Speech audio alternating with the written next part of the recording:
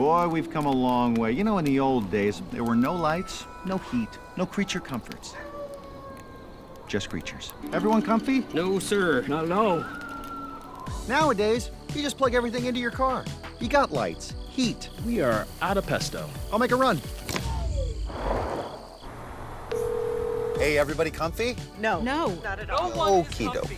우리 시대 가장 진화한 전기차, 양방향 충전에 완전히 새로운 현대 아이오닉 5.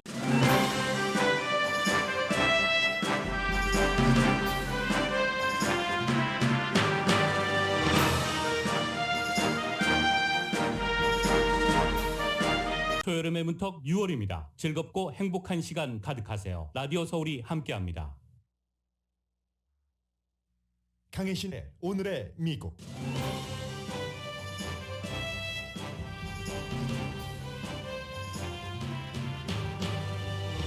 어제 베어마켓에 들어간 주식시장이 오늘은 초록과 빨간색의 거의 경계에 머물고 있습니다. 어제의 베어마켓은 팬데믹이 한창일 때와 2007년에서 2008년 금융위기 직전 이후 처음 있는 약세장입니다. 인플레이션이 거치질 않자 패배를 우려하는 민주당은 기업의 탐욕이 바가지 요금을 만들어 인플레이션을 걷어낼 수가 없다고 주장합니다. 뉴욕타임스는 진보적인 민주당이라 해도 모두 동의하는 이론이 아니라고 보도했습니다. 이로써 인플레이션 베어마켓 다음은 민주당 폭락으로 이어지는 길이 좀 더 뚜렷해 보입니다. 오늘 바이든 대통령은 필라델피아 노조에서 정책을 잘 이행해 나가고 있다고 강조하는 연설을 했습니다.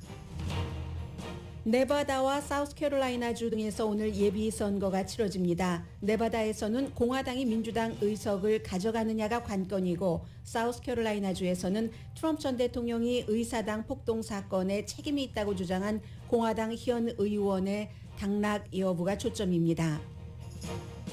LA타임스와 뉴욕타임스가 오늘 동시에 영김 연방하원 의원의 본선 진출 확정을 보도했습니다. 공화당으로서는 그만큼 중요한 지역구라는 뜻입니다. 의사당 폭동 청문회에서는 자문들의 만류를 무시하고 트럼프 전 대통령이 자신이 이겼다는 거짓 주장을 했다는 게 강조됐습니다. 게다가 법률 비용으로 쓴다면서 2억 5천만 달러를 걷어들여 아들의 여자친구가 2분 30초 말하고 6만 달러를 받게 하는 등 부적절하게 기금을 썼다는 혐의도 드러났습니다. 트럼프 전 대통령은 거짓 청문회라는 12페이지짜리 성명서를 발표했습니다. 바이든 대통령의 중동 방문 일정과 회담 당사자가 결정됐습니다. 사우디아라비아 왕세자와의 미팅도 확정됐는데 바이든 대통령은 선거 유세에서 인권 이슈로 사우디아라비아를 국제사회에서 고립시키겠다고 공약했었습니다. 상황이 달라졌습니다. 러시아는 돈바스 지역 마지막 거점의 마지막 다리를 파괴했습니다. 우크라이나 지원군의 접근은 불가능하고 탈출의 기회를 보던 주민들은 도간에 쥐가 됐습니다. 여러분 안녕하십니까? 오늘의 미국 강혜신입니다. 네, 이 베어마켓 하면은 최근에 가장 높았던 그 시점에서 주식시장이 20% 이상 내려가는 것을 이제 가장 간단하게 베어마켓이라고 하죠. 어제가 공식적인 베어마켓이었습니다.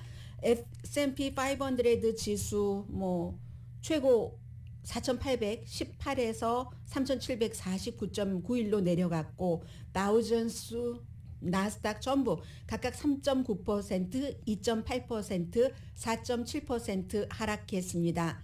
실물 경제의 그 기복을 반영하는 자산을 가진 기업들이 이제 어제 주식시장을 약세장으로 많이 만들었는데 상당히 잘 버텨온 그런 주식들도 팔자가 이어졌습니다. 그래서 이제 이게 경제에 대한 새로운 어떠한 곳으로 향하고 있다는 것을 나타내는 건데 물론 주식시장이 모든 월스트리트이 메인스트리트를 다 반영하진 않지만 어제는 아주 그 중요한 시점이기 때문에 봐지고요. 현재 조금씩 그린인데요. S&P 500 지수는 지금도 11.87포인트 마이너스고 나스닥 지수가 약간 그 그린 컬러였고 또 다우 지수도 오늘 그린 컬러와 또 레드 컬러의 그 경계를 다우지수는 지금 많이 내려가고 있네요. 어제도 뭐 무척 많이 내려갔는데 200 몇 포인트가 내려가고 있고 나스닥 지수는 지금 22.90포인트 올라가고 있지만 S&P 500도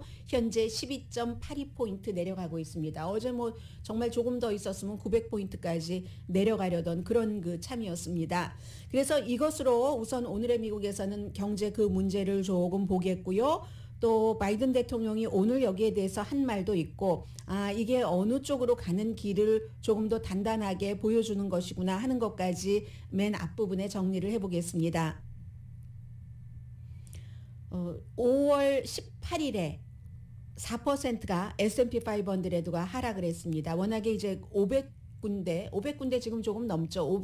얼마 전까지 523군데 회사였는데 크니까 이렇게 좀 큰 아주 세계적인 기업들 여러 가지 방향을 볼 수 있어서 S&P 500를 보는데 5월 18일에 4% 하락한 이후에 어제 3.9%였었죠.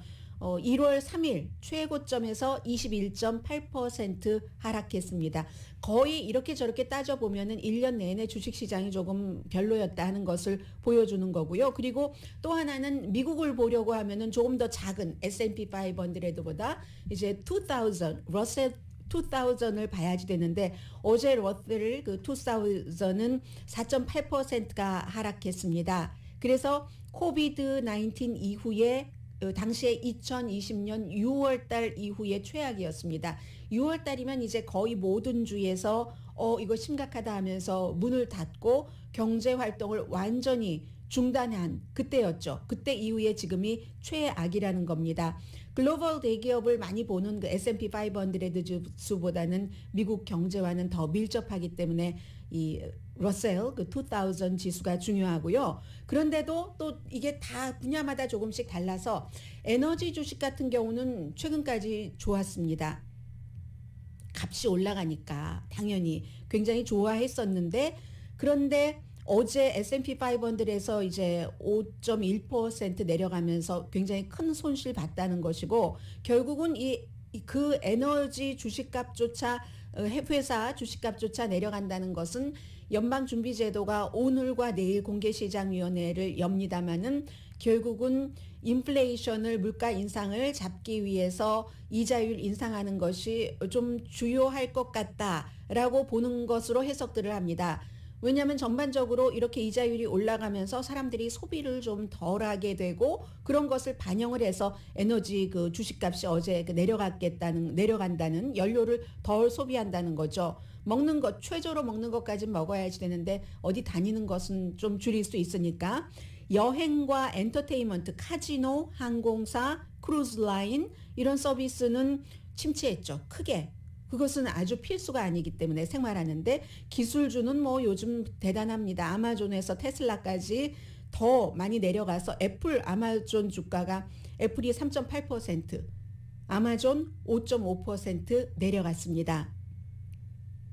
비트코인은 뒷부분에 조금 더 말씀을 드리겠습니다만은 어제도 뭐 여러 가지 극단적인 그 시장의 상황들 때문에 6월 13일 어제 13일 맞죠? 10% 이상 하락했고요. 뭐 비트코인이라든가 비슷한 다른 그 코인들마다 조금 다르기는 합니다만은 그럼에도 불구하고 일부 회사들이 뭐 괜찮았던 회사들도 있습니다. 그런데 이런 회사들은 정말로 아무리 그 에너지 값이 올라가고 또 식품값이 올라가도 사람들이 꼭 써야지만 되는 그런 것이죠. 예를 들어서 맥도날드라든가 우리가 사 먹는 음식 중에서 요즘 맥도날드도 만만치 않던데요. 그나마 싸다고 하는 맥도날드라든가 아니면 그 피넛버터 젤리, 요즘은 뭐 젤리, 피넛 조금씩 이렇게 나오는 것도 있던데 역시 좀 귀찮아도 따로따로 하는 게 저는 맛있어요. 피넛버터 젤리 회사인 거대한 회사죠. JM 그 스모커 컴퍼니 같은데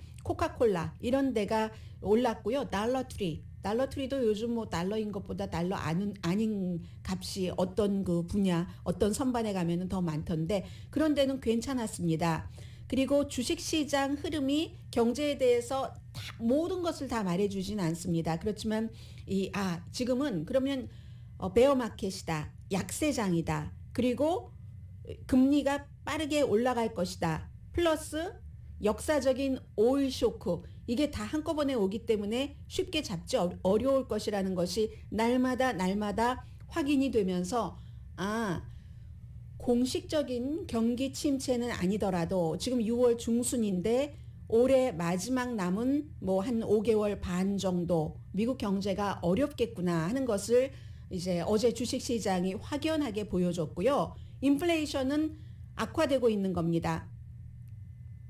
그래서 그럼 가격이 인플레이션 계속 올라가고 그런 것을 반영을 해서 주식시장 공식적인 베어마켓으로 들어가 버렸고 그 다음은 민주당이라는 얘기입니다.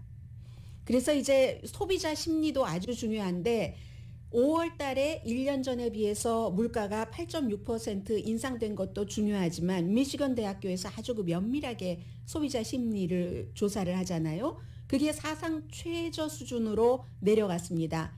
그래서 지금부터 한 뭐 5년 내지는 더 길게는 10년 동안 인플레이션이 3.3% 정도는 될 거야. 물론 감이죠. 일반인들의 소비자의 그 감이 그 정도 된다고 사람들이 생각을 한다는 겁니다. 연준은 뭐 2%를 목표치로 잡았지만 어쩌면 연방준비제도의 인플레이션 오래된 그 2% 목표치가 더 올라가야 될지도 모른다는 얘기 요즘 많이 나오고 있습니다. 그래서 심지어는 5월 23일에 연준이 이제 막 지역별로 있으니까요. 그 애틀란타의 그 연준 그 대표가 총재가 아마 우리가 지금은 금리 인상을 하지만 9월 달쯤에는 금리 인상을 하고 나서 내일 당장 발휘되는 게 아니잖아요. 효과가. 그래서 금리 인상을 하고 돈 빌리는데도 좀 비싸지고 하면은 사람들이 돈을 좀 덜 쓰지 않을까? 이 같은 효과를 보기 위해서 9월 달에 일시적으로 금리 인상을 중단해야 될지도 모른다라고 얘기를 했거든요. 그게 5월 23일. 한 달도 안 된 일입니다. 이제 그 얘기는 forget it. 절대로 그런 일은 없고 내일 어제도 말씀드렸지만 0.5%를 대부분의 사람들로 보고 있는데 전문가들이 인상을 폭을 그런데 오늘 아침에는 0.75%가 될 수도 있을 것 같다. 1%. 근데 이건 조금 나간 것 같고요. 아직까지는 내일 그 0.5% 인상이 대세입니다. 다만 뭐 바뀔 수도 있지만 1%까지 가는 것은 아주 극단적으로 예상을 하고 있는 그런 그 사람들이고요.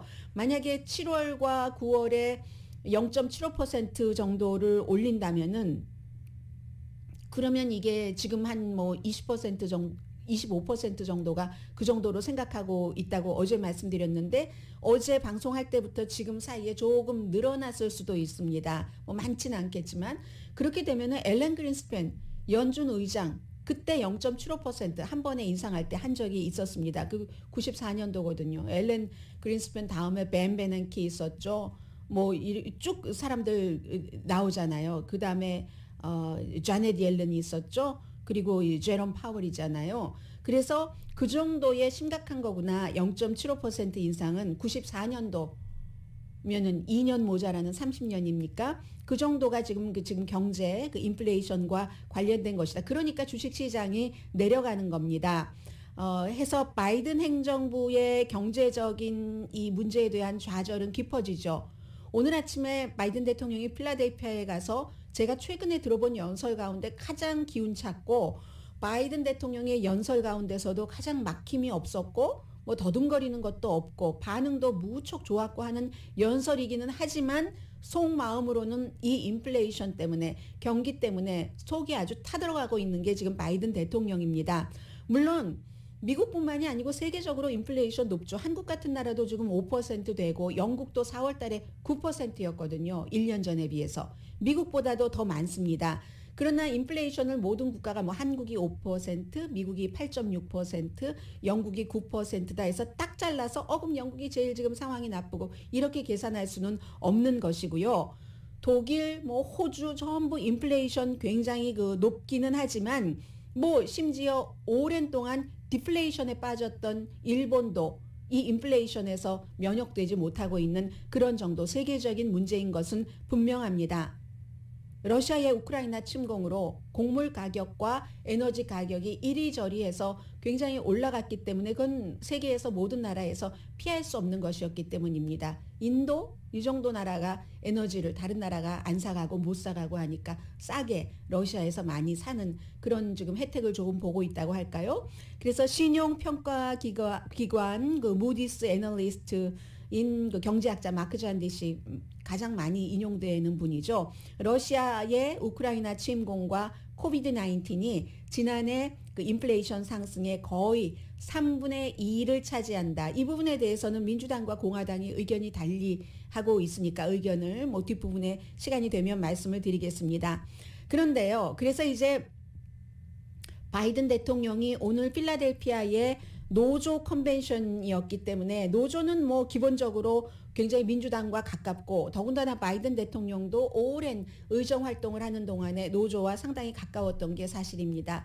이렇게 경제에 대해서 나쁜 보고가 계속 나오니까 원래 예정됐었던 방문이기도 하지만 안심해라 하는 그런 형태의 연설을 바이든 대통령이 했거든요. 우선 우리가 지금 이 상황이지만 팬데믹 그때 내가 대통령에 취임할 때 그때를 한번 생각해 보자. 당시에 날마다 그 코비드 19으로 3,000명이 숨졌고 그때 정말 그랬습니다. 3,000명이 숨졌고 당시에 2천만 명 이상이 일자리를 잃었고 하면서 이 뭐 전 프레지던트라고도 하지 않고요. 뭐라고 표현했던가요? 가이라고 했던가요? 뭐 이렇게 표현을 하면서 트럼프 전 대통령을 얘기를 하는 겁니다. 트럼프 전 대통령이 역사상 그 두 번째로 들어올 때보다 나갈 때 일자리를 덜 만들어 놓고 그 일자리가 적게 하고 나간 사람. 물론 그건 트럼프 전 대통령의 경제 정책이 완전히 잘못됐다고 할 수는 없는 거죠. 코비드 19이라는 특수 상황이 있었지만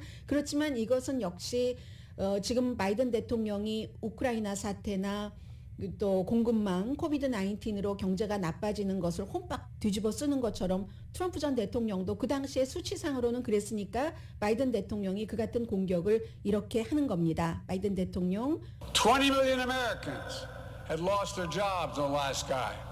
In fact, so many Americans lost their jobs that my predecessor became just the second president in history to leave office with fewer jobs in America than when he took office. But you stepped up. The other one, by the way, was Herbert Hoover. 네, 허버트 후보 대통령이 미국에서 굉장히 인기가 없는 대통령이잖아요. 그 대통령 빼고는 트럼프 전 대통령이 들어올 때 일자리 숫자보다 나갈 때 일자리 숫자를 더 줄여놓은 사람이다. 이 얘기는 그 이후에 본인이 들어가서 기간 산업도 일으켰고 지금 공화당이 많이 비난하고 있는 돈을 왜 그렇게 많이 찍었어 하는 경기 부양책 이런 것들이 효과가 있었기 때문에 일자리를 이렇게 만들어낸다. 뭐 이런 여러 가지 얘기를 하기 위해서였습니다. 전임자는 억만장자에 대한 세금만을 감면을 해줬는데 코비드 당시에 봐라. 푸드뱅크에 역사적으로 사람들이 그렇게 많이 갔는데 푸드뱅크에 줄 서 있는 사람들 차를 보면은 좋은 차다. 중산층도 그 당시에 많이 갔다. 그게 내가 대통령이 들어오기 전에 물려받았었던 그런 그 경제였다. 그런데 지금은 그래도 많이 좋아졌다 하면서 노조잖아요. 가장 큰 노조 그 AFL-CIO에서 연설을 했는데 미국의 억만장자들이 월스트리트이 중간층을 만든 게 아니라 노조, 유니온이 중간 계층을 만들었다라고도 얘기를 했습니다. Wall Street didn't build this country. The middle class built this country, and unions built the middle class. I'm not joking. Without unions, there'd be no middle class. That's a fact. 네, 오늘 굉장히 그 바이든 대통령의 연설은 호응이 대단했습니다. 왜 그랬느냐? 그러면 이제 월스트리트이 미국을 건설한 게 아니라 여러분이다 하면서 특히 노조가 중간 계층을 이제 건설을 했는데 왜 그 이유는 잘 훈련받은 그런 사람들이기 때문에 뭐 여러 가지 기여를 했다는 거죠. 뭐 생산성이나 기타 등등 하면서 나는 뭐 프로 노조 친노조 뭐라고만 뭐 친노조인 것뿐만이 아니라 그 친미국이다, 친아메리카다라고 얘기하면서 내년에 빚을 엄청나게 줄일 것이다 등등의 본인의 경제 정책도 홍보했습니다. And look, I'm not just saying that to be pro-union. I'm saying it because I'm pro-American. Folks,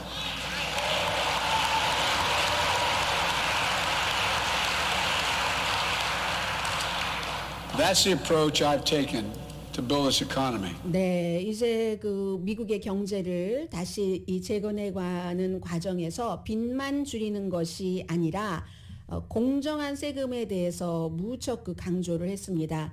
트럼프 전 대통령이 억만장자에게 세금을 그 감면을 해주고 그런 것이 세금을 더 많이 부당하게 내라는 것이 아니라 공정한 그 쉐어를 해라 하는 얘기였고요. 그런데 좀 전에 말씀드린 것처럼 신용평가기관 그 무디스에서는 공급망, 코비드-19으로 인한 그리고 러시아의 우크라이나 침공이 지금 있는 인플레이션의 거의 그 3분의 2의 그 영향을 미친 요인이다라고 하지만 유권자들은 그렇게 생각하지 않습니까? 않습니다. 까가 아니라 않습니다. 대통령 책임이다. 이 바이든 대통령 책임을 물을 때 그렇게 관대하지 않은 게 유권자들입니다. 취임한 지 500일 조금 넘었습니다. 그런데 지금 지지율과 지지하지 않는 비율이 더 높습니다. 39.7%와 53.6%, 538에 제가 이 분석을 가장 그 여론조사 그 분석으로서 강하니까 전해드렸습니다. 그러면 이 마이너스 네거티브 그 격차가 13.9%입니다. 14%나 되는 겁니다. 지지하지 않는다는 사람이 더 많은 게. 이건 2차 대전 이후에 대통령 그 선거 주기에서 이 시점에 500일밖에 안 됐는데 아주 그 이례적인 지지율이 낮은 것이고요.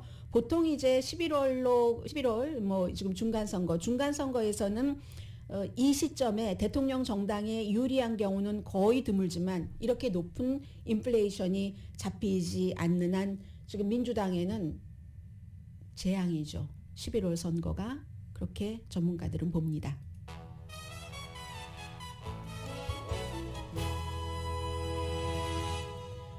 오늘의 미국은 세상을 아름답게 사람을 아름답게 왜 사람을 아름답게 세상을 아름답게라고 적어주셨는데 저는 항상 세상을 먼저 말하죠.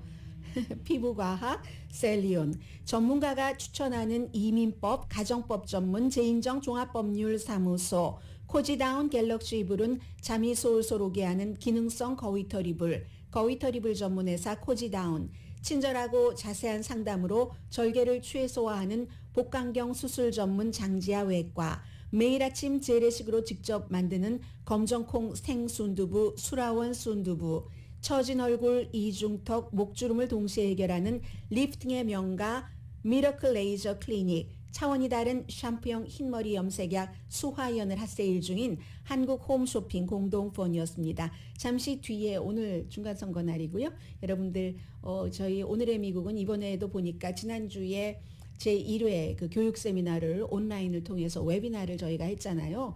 정말 많은 곳에서 미국 각 지역에서 세계에서 저희 라디오 서울 방송을 듣고 보고 계시다는 것을 알 수 있었는데 그래서 어느 지역에서 살고 계시면서 저희 라디오 서울 방송 청취자 또 유튜브 시청자이십니까? 여러분 살고 계시는 지역이 오늘 선거 날일 수도 있어요. 그냥 자세히는 말씀드리지 않겠습니다. 11월 달까지 가는데 이제 그 흐름을 말씀드리려고 하고요. 뉴욕타임즈와 LA타임즈가 영킴 연방하원 의원이 이제 본선 진출 오늘 다시 이제 최종적인 것이 발표가 되는데 하게 됐다는 것을 보도를 하는데 오늘의 미국에서 그 선거 끝나고 첫날 말씀드린 것 그 이상은 거의 없어 보이고요. 또 어제 있었던 의사당 청문회 2회 청문회에서 제가 가장 인상적으로 봤었던 것 그런 것들 잠시 뒤에 전해드립니다.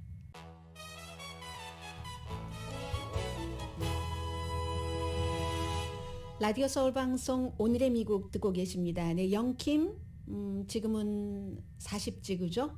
현재 아니죠. 현재는 39지구지만 선거는 40지구로 치렀습니다. 그리고 뭐 선거 당일에 나왔는데요. 뭐 발표가 어쨌든 영김 의원이 민주당의 아쉽 마흐무드 의사죠.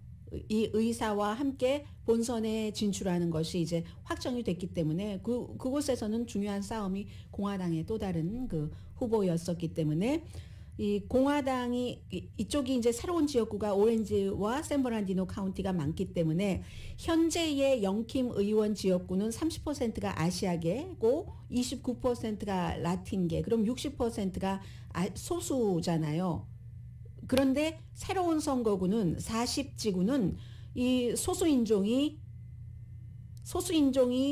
소수인종 유권자가 되고 그리고 백인 유권자가 60%가 되니까 지금은 이 민주당 그 후보가 더 많이 그 표를 받았다 하더라도 이제 본선에 가면은 달라질 수 있는 거죠. 공화당이 두 사람으로 표가 갈려져서 예비선거에서 나왔기 때문에 그래서 주목하는지 오늘 뉴욕타임스와 로스앤젤레스 타임스가 똑같이 이 확정을 전하고 있고요. 뭐 대세에 뭐 크게 새로운 게 없는 겁니다.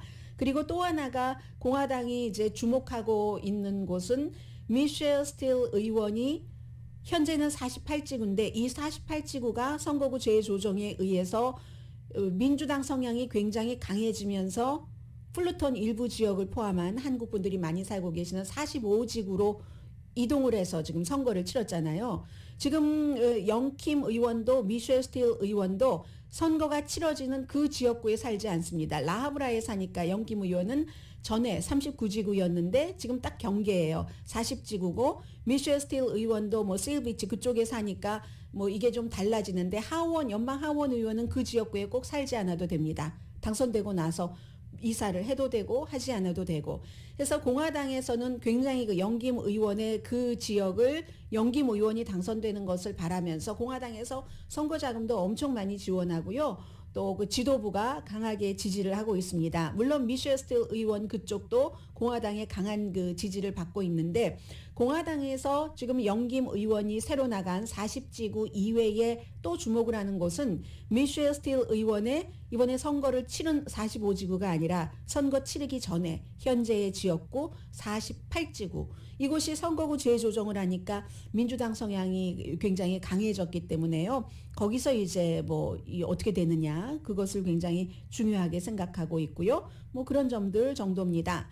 오늘 뭐 메인주, 네바다, 사우스캐롤라이나, 텍사스 또 어디가 있던가요? 그 정도인 것 같은데요. 예비선거를 치르는데 막 지역마다 선거가 다 사연이 얼마나 많습니까? 그래서 다 여러분들께 전해드리지 못하는데 그저 선거의 큰 그 흐름을 잇는 고리고리 정도만 그저 스쳐 지나가겠습니다. 공화당 하원 의원 2명이 사우스캐롤라이나에서 트럼프 전 대통령이 강하게 지지하는 도전자들과 예비선거에서 맞붙는 것. 이게 이제 주목되는 겁니다. 그러니까 영김 의원이 40지구에서 다른 공화당 의원과 싸워서 오히려 그 공화당 의원과 싸우는데 돈을 120만 달러를 그 광고비로 썼어야지 될 그럴 정도가 사우스캐롤라이나 주에서 똑같이 일어나는 겁니다. 그 가운데 한 명의 하원 의원은 트럼프 전 대통령 탄핵에 찬성표를 던지지는 않았지만 1월 6일 의사당 폭동 사건이 있은 뒤에 책임이 있다. 트럼프 전 대통령에게 그 뒤에 트럼프 전 대통령이 화가 났고 다른 사람을 내세워서 이게 굉장히 중요하고 또 하나는 네바다주의 경우는 캘리포니아는 그 주민의 인구 수에 따라서 이제 52명 연방 하원 의원인데 네바다는 인구가 작고 하니까 4명입니다. 하원 의원이. 네바다 4명 가운데 현재 3명이 연방 하원 의원이 민주당인데 이것을 이번에 그 아주 정말로 배럴그라운드죠. 가져올 수 있는 공화당이 여기서 지금 얼마를 가져가는가? 그리고 다 또 토스업이에요. 세 군데가. 그러니까는 누가 될지 잘 모르는 이게 굉장히 오늘 선거에서 주목받고 있는 그런 것이고요. 그런 정도를 말씀드리면 될 것 같고 의사당 폭동 사건 공개 청문회 2번째 원래 내일 3번째가 열릴 예정이었지만 뭐 어떤 이유에서든지 연기됐다는 뉴스 살짝 듣고 스튜디오로 들어왔습니다. 트럼프 전 대통령이 반복적으로 선거 그 첫날부터 아니다 이거 좀 기다려라 하는데도 막 승리를 선언했다던가 이런 것보다도 제가 제일 먼저 그 박스의 스토리부터 좀 전해드리겠습니다. 어제 이제 증인을 여러 명이 했는데 그 BJ 박 전 그 조지아주의 연방 하원 의원 또 트럼프에 의해서 지방 검사로 일을 하다가 트럼프 전 대통령이 선거와 관련해서 그쪽에 뭐 검사도 일 안 하고 총무처 장관도 일 안 하고 이렇게 저렇게 해서 해고당하기 전에 사직서를 제출을 한 BJ 박 전 의원도 어제 그 청문회에 나왔는데 그런 사람들보다는 크리스 스티어월트라고 팍스뉴스에서 그 정치 편집자로서 해고가 됐습니다. 이 사람이 증언을 냈는데 해고된 이유가 왜 그러냐면 우리가 선거 끝나면 다 많은 걸 잊는데 기억나는 것들이 있잖아요.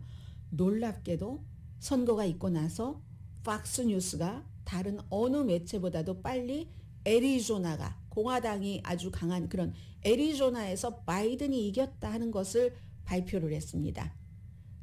전반적으로 다 이런 게 막 왔다 갔다 하다가 일주일 뒤에 모든 데서 다 그렇게 얘기를 했는데 팍스가 제일 먼저였어요.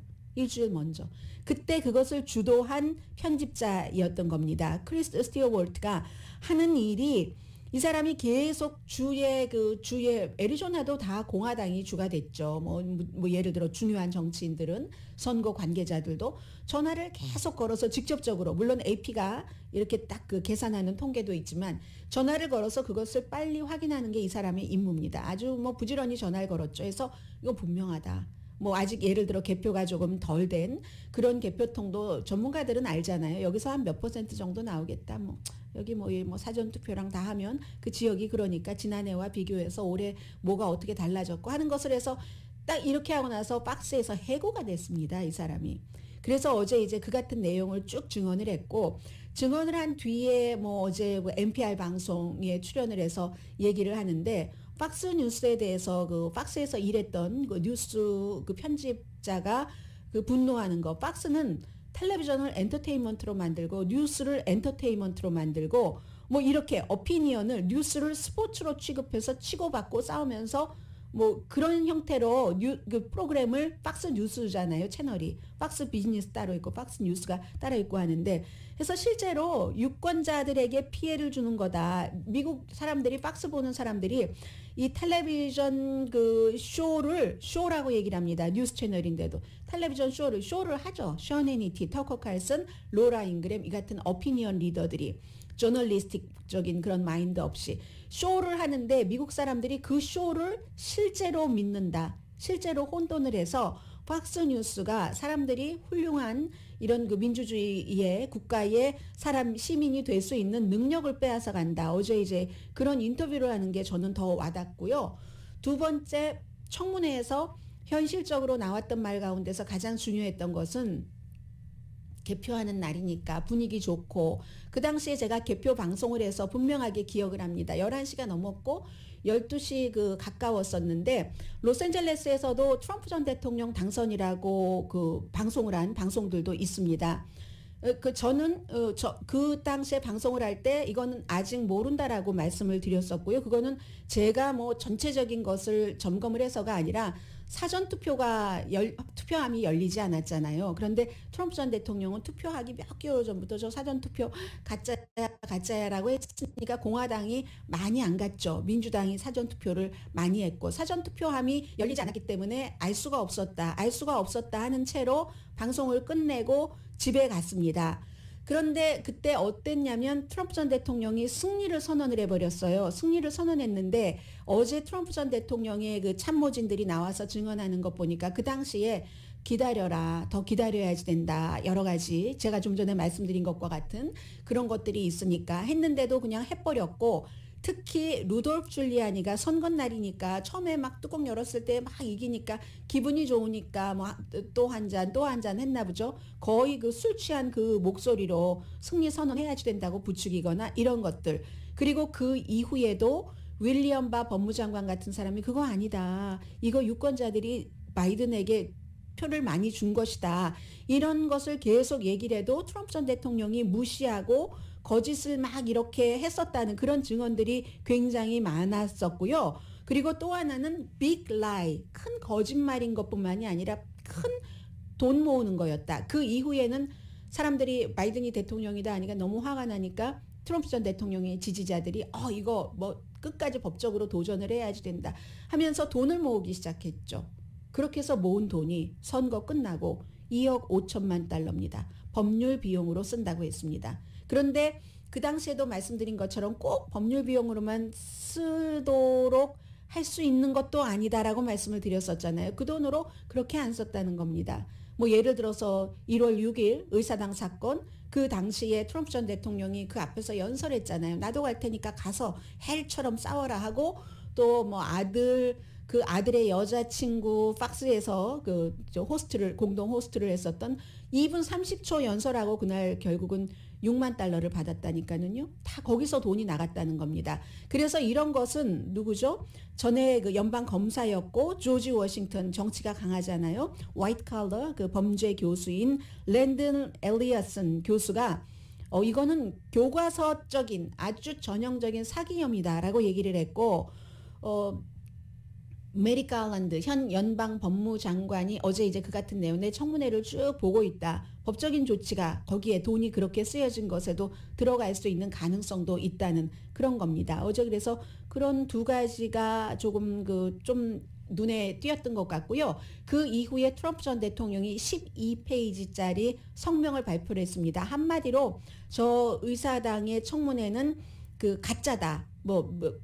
보통 그 가짜고 또 뭐 아주 주의를 산만하게 하는 것이고 뭐 이런 형태로 뭐 캥거루 재판이다 뭐 이런 얘기를 많이 했거든요.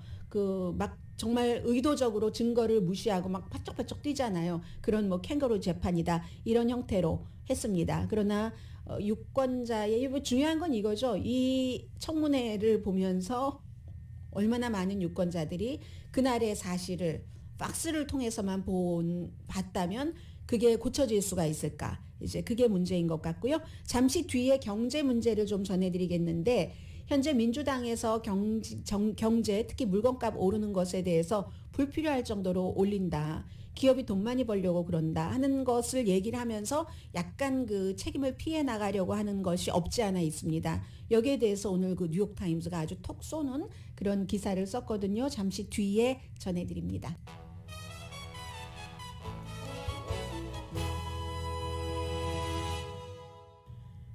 라디오 서울 방송 오늘의 미국 듣고 계십니다. 지금 CNBC 봤더니요. 새벽부터 이제 이런 얘기가 나왔는데 조금 더 강해졌다고 할까요? 오늘과 내일 공개시장위원회 회의가 열리는데 이번 주에 내일 이자율을 0.5%가 아니라 0.75%포인트 올릴 것이다. 라는 그런 얘기가 나오고 있거든요. 그래서 현재 이 시점에는 글쎄요, 반반 내지는 조금 0.75% 올리는 게 많다고 하는 그런 정도 될까요? 그래서 채권 수익률, 10년 만기 국채 수익률이 지금 3.37%까지 올라가고 있네요.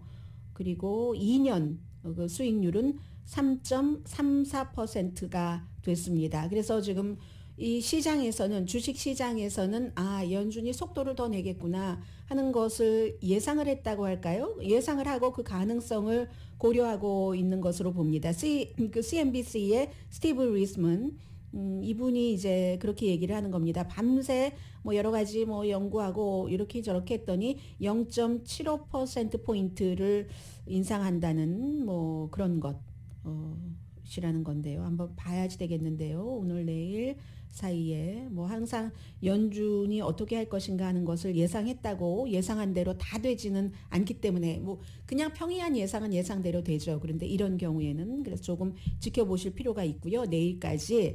그리고 암호화폐는 뭐 24시간 전보다 어제 한 15% 정도 내려가고 막아졌고 그게 비트코인이고요. 이더리움도 마찬가지. 이더리움 조금 더 내려갔습니다. 17%. 코인베이스 글로벌 주식도 거의 12%가 하락을 했습니다. 그래서 지금도 미국이 뭐 경기 침체가 된다면 1960년대, 70년대 이 정도로 그때의 그 큰 인플레이션을 반복할 것인가 해서 뭐 대단했었잖아요. 그 당시에 이자율 조정 같은 것도 그렇게 될 것으로 보고 있지는 않습니다. 아직까지는. 그리고 인플레이션과 바가지, 이 보통 가격 바가지 씌우는 거, 갸우징이라고 하잖아요. 프라이스 갸우징. 40년 만에 가장 큰 폭의 그 인플레이션 설명하기 힘들죠. 그런데 민주당에서 계속 큰 회사가 필요 이상으로 돈을 올린다 해서 이걸 그 아주 탐욕스러운 인플레이션, 우리가 탐욕 그리드 하잖아요. 그래서 그리드플레이션이라고 부르고 있습니다. 말 잘 지었어요. 민주당에게 편리한 설명이기는 하지만 모든 그 진보 내지는 민주당이 같은 생각을 하는 건 아니라는 겁니다. 오바마 대통령 아래서 경제 자문을 했었던 제이슨 그 폴먼 씨가 가장 대표적인 사람인데 지금은 아니다. 뭐 좀 전에 말씀드린 그 경제 전문 그 기구에서도 3분의 2 정도는 인플레이션이 공급망과 러시아의 우크라이나 침공 때문이다라고 얘기를 했잖아요. 그리고 공화당에서는 경기 부양책 돈을 그렇게 많이 찍어냈으니 그렇지라고 얘기를 하는 것이고, 그런데 어쨌든 처음에는 이 코비드로 인한 공급망, 경기 부양책 이런 것들이 인플레이션을 일으켰죠. 그런데 이게 어느 정도는 일부 회사에서는 때는 이때야 하면서 가격을 올릴 수도 있었으나 그렇게 되는 경우 많은 회사가 가격을 올려서 이윤이 크게 늘어났어야 되잖아요. 이윤이 아주 크게 늘어나면 늘어나면 인플레이션이나 연준이 이자율을 올린다 할지라도 주식시장이 저렇게 폭락을 할 리가 없죠. 베어마켓이 될 리가 없죠. 그렇기 때문에 일부 회사는 타격을 입지 않았고 조금 더 나아졌고, 그리고 일부는 또 그리디플레이션 같은 것도 했다 하지만 전반적으로 기업의 탐욕 때문에 생긴 인플레이션은 아니다 하는 얘기들을 하고 있는 겁니다. 뭐 예를 들어서 병원 같은 경우도 지난 몇 년 동안 활동이 얼마나 많았는데 병원 의료 가격이 인플레이션 그 전체 인플레이션보다 좀 천천히 올라갔거든요. 그런 것을 보면 다 그리디는 아니다. 일부 가격 폭동, 일부 회사의 그런 그 그리드플레이션은 있을지 모르지만 그렇다는 겁니다. 의회에서 민주당이 뭐 이건 막는다고 법안까지 내고 있는데 그런 법안은 설령 모든 것이 사실이라 할지라도 효과를 내는데 아주 장기간이 걸리거든요. 지금 그런 일을 할 때가 아니다 하는 게 그 뉴욕타임스의 지적입니다. 아주 그 분명히 부분은 있지만 배드 애플은 있지만 전체적으로는 아니다 하는 거고요. 잠시 뒤에 뵙겠습니다.